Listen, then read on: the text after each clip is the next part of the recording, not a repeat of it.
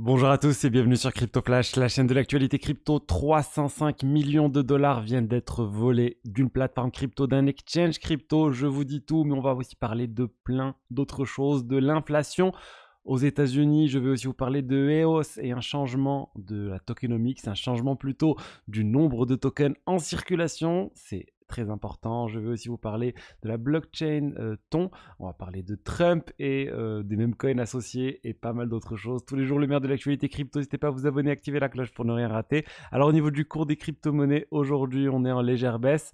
Bitcoin moins 2%, Ethereum moins 1%. Bref, le marché dans sa globalité est en baisse aujourd'hui. Comme vous pouvez le voir, alors il y a eu quoi aujourd'hui comme news macroéconomique? On a eu les chiffres de l'inflation qui ont été révélés aux États-Unis. Et en fait, on est vraiment au niveau qui était attendu au niveau de l'inflation aux États-Unis, 2,7%. Donc c'est exactement ce à quoi le marché s'attendait. Je pense pas que c'est ça qui explique la baisse majeure des crypto-monnaies, enfin la baisse de 2% aujourd'hui des crypto-monnaies. Mais voilà, je voulais vous en parler. Et il y a quelque chose moi que je trouve très intéressant pour anticiper un peu ces chiffres de l'inflation, c'est Trueflation. C'est un calcul, on va dire, indépendant qui est fait quasiment en temps réel de l'inflation aux États-Unis. Donc vous avez les chiffres, pas avec un mois de retard comme on l'a maintenant, parce que là, c'est les chiffres de l'inflation du mois d'avril qu'on vient d'avoir maintenant. Et sur Trueflation, vous avez quasiment la même chose, mais vous pouvez avoir les infos en avance. Là, par exemple, si on prend le calcul de l'inflation sur Trueflation à fin avril 2024, j'ai fait le calcul tout à l'heure, juste avant de faire la vidéo, on est à 3% sur un an, alors que l'inflation réelle, elle est 2,7%. Donc c'est quasiment la même chose, et c'est quelque chose qui est très intéressant pour avoir une indication avant la communication des chiffres officiels de l'inflation. Alors, ensuite, on va parler de EOS. EOS, cette blockchain qui a levé, je pense, 4 milliards de dollars lors d'une ICO qui a duré sur un an lors du cycle précédent.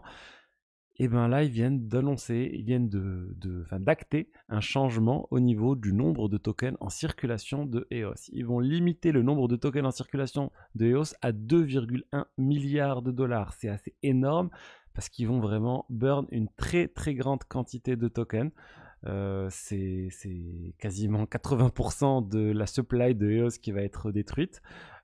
Initialement, ça pouvait aller jusqu'à 10 milliards de tokens EOS. Là, ils vont se limiter à 2,1 milliards, sachant qu'actuellement, on est autour de 1,15 milliard de dollars. Donc, il y a encore de la marge pour faire des choses avec la supply. Mais voilà, c'était important de ne pas avoir trop de tokens en circulation. C'est vraiment un sujet qui inquiète le marché quand il y a trop de tokens, parce que ça veut dire qu'il y aura beaucoup de pression vendeuse quand il va y avoir la fondation qui va vendre ou autre. Et ça, c'est une bonne chose vraiment que EOS ait réduit cette quantité de tokens. D'ailleurs, on a aussi une autre crypto qui a fait un ajustement au niveau de ses tokens, c'est Ton. Mais là, c'est juste un ajustement comptable, on va dire. C'est la Toncoin, donc The Open Network, la crypto liée à Telegram. Ils viennent de changer sur les sites tels que CoinGecko, CoinMarketCap, etc., le nombre de tokens en circulation. C'est pour ça que maintenant, vous allez voir Toncoin qui est à la 11e place, avec 15 milliards de dollars de market cap, donc c'est repassé en dessous de Cardano parce que le calcul a changé. Il y avait dans les 7 milliards de dollars qui étaient calculés, qui ne sont plus calculés maintenant. Ils ont dit que c'était pas les bonnes pratiques de prendre en compte ces tokens, et les tokens qui ont été exclus, c'est les tokens qui étaient détenus par Telegram, les tokens qui sont détenus par la fondation de Open Network Foundation et dans un fonds qui s'appelle le Ton Believers Fund. Donc ils ont exclu tout ça et ça donne un nombre plutôt plus vrai, tout simplement, du nombre de tokens en circulation pour Ton. Donc ça ne change rien au niveau du prix de Ton, c'est juste vraiment au niveau de la market cap que ça a un impact. Donc c'est vrai que c'était rentré dans le top 10, Toncoin avec sa market cap. Là, on repasse au top 11 des crypto-monnaies. Ça dépend comment vous comptez les choses. Là, il y a le estate qui est compté. Mais bon, vous comprenez, c'est ce qui explique en fait voilà, ce changement de plusieurs milliards de dollars de market cap. Ensuite, je vous ai dit, il y a un exchange qui vient d'être piraté et ça se passe au Japon. 305 millions de dollars DMM Bitcoin a été piraté.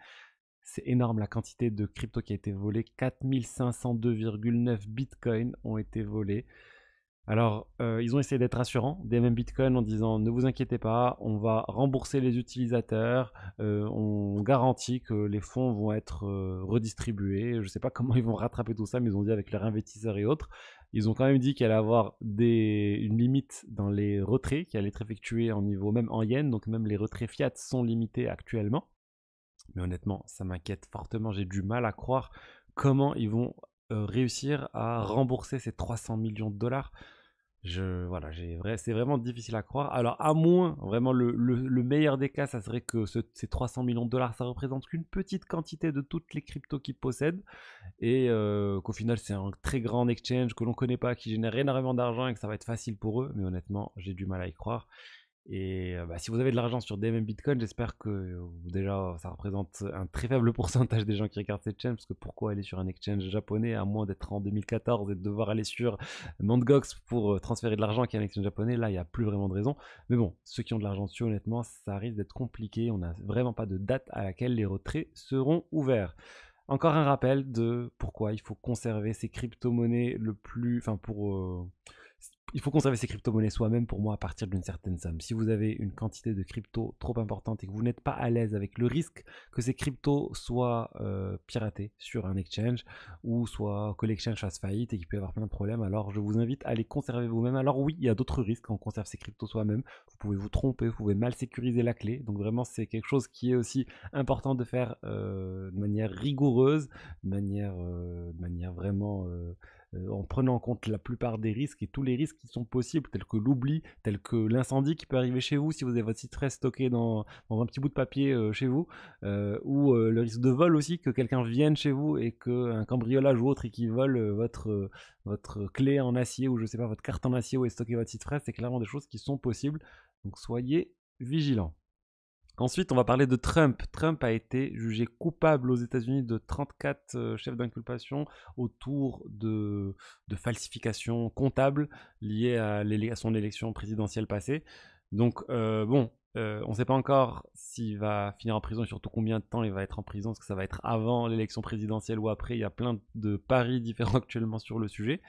Mais voilà, on attend du coup la sentence exacte, combien de temps il va passer en prison, et s'il va passer de temps en prison. Mais ce que je voulais vous dire, c'est qu'il y a eu un impact sur certaines crypto-monnaies, sur certains memecoins associés à Trump, tels que le plus gros memecoin associé à Trump, MAGA. Trump, suite à cette annonce, bah, ça a pas mal chuté. On a eu une baisse de 13 dollars, on est passé à 11 dollars, donc plus de 10% de baisse. Depuis, ça a pump, mais il y a eu beaucoup de volatilité à cause de ça, et même d'autres tokens associés indirectement à Trump, tels que Joe Biden, le token qui est censé représenter Joe Biden, lui, il a fortement augmenté suite à l'annonce, puis ensuite a chuté.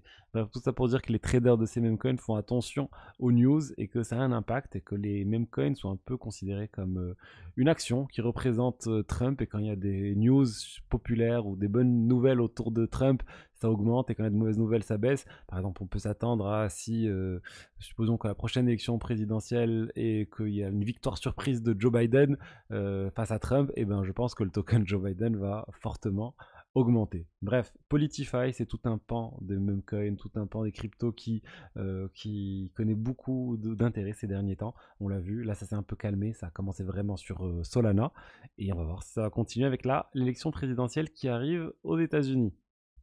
Ensuite, nous allons parler de Jasmicoin. C'est quoi Jasmicoin? Bah, il y a eu une news dernièrement comme quoi ce Jasmicoin, ce token ERC20, avait noué un partenariat avec Apple. Et suite à ça, bah, le token a pas mal augmenté.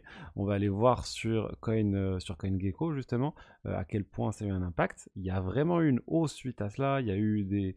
Regardez, on prend sur 24 heures. Voilà, bim, suite à cette annonce, c'était hier, il y a eu vraiment ce pump qui a eu lieu hier de Jasmicoin. Et c'est quoi Jasmicoin? C'est quelque chose qui... C'est un token ERC20, comme je l'ai dit, assez lié au Japon, qui se base sur l'aspect identité des Japonais, et il y a eu pas mal de news autour de ça dernièrement. Et le Premier ministre au Japon a indiqué qu'il allait avoir une intégration de My Number, qui était un portail lié officiel de l'identité au Japon, Et il y en a qui ont vu une possible intégration avec Jasmine Coin, avec la société qui a déjà fait une intégration similaire sur Android. Bref, les gens ont commencé à spéculer sur le sujet et comme quoi c'est bon, partenariat officiel, Jasmine Coin Apple, alors que non, c'est pas le cas. Attention aux news qui ont circulé sur le sujet. Moi, j'essaye de faire attention quand je vous montre des news, j'essaie de me baser sur des sites assez réputés, j'essaie de recouper les sources pour éviter ce type de choses. Donc voilà, si vous avez vu passer quelque chose de similaire, pour moi non, il n'y a clairement pas de partenariat direct, en tout cas de Jasmine Coin avec Apple, donc soyez vigilants. Et du coup, ce pump pour moi ne s'explique pas. Donc voilà, il pourrait y avoir de la volatilité une fois que le marché réalise que c'est pas réellement un partenariat qui vient d'avoir lieu avec Apple. Et pour finir, je vous invite à vous inscrire à ma formation. Comment générer le meilleur rendement possible sur vos crypto rendement. Je parle de plein de choses. Il y a un groupe privé, on parle de staking, on parle d'exchange décentralisé et plein d'autres choses. Donc si vous n'y connaissez absolument rien et vous souhaitez apprendre à générer le meilleur rendement possible sur vos cryptos, vous trouvez le lien dans la description. C'est tout ce que je voulais vous dire aujourd'hui sur les diverses actualités. J'espère que le contenu vous a plu. Si c'est le cas, n'hésitez pas à liker, commenter, vous abonner. Et je vous dis à demain pour la suite. Au revoir.